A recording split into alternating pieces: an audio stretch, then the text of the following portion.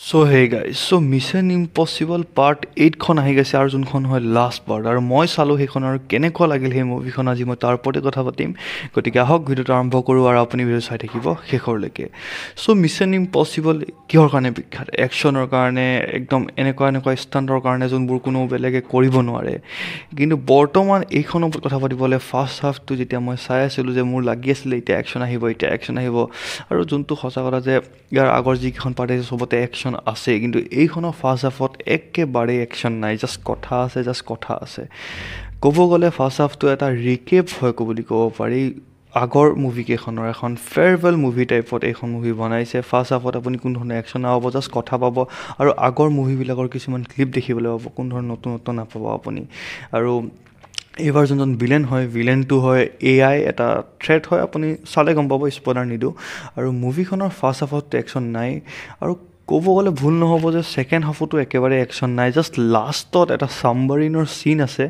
20 মিনিটমান তাতে কোনো ধৰণৰ ডায়লগ নাই সেইটো চিনে বহুত ধুনীয়াকৈ এংগেজ কৰি ৰাখে কোনো ধৰণৰ ডায়লগ বা একশ্যন নোহোৱাৰ স্বত্তেও বহুত ধুনীয়াকৈ এংগেজ কৰি ৰাখে সেই ক্লিপটো বহুত বেছি ভাল লাগিছে আৰু একেবাৰে শেষৰ 20-30 মিনিটত আপুনি ভাল কিছুমান একশ্যন হওক বা ষ্টাণ্ট কিছুমান দেখা পাব প্লেনত উৰি থকা কিবাকিবি কিন্তু এক্সপেক্টেশ্যন যিমানখিনি আছিলে সিমানখিনি ফুলফিল নহ'লে ইয়াৰ আগৰ মানে আপুনি যদি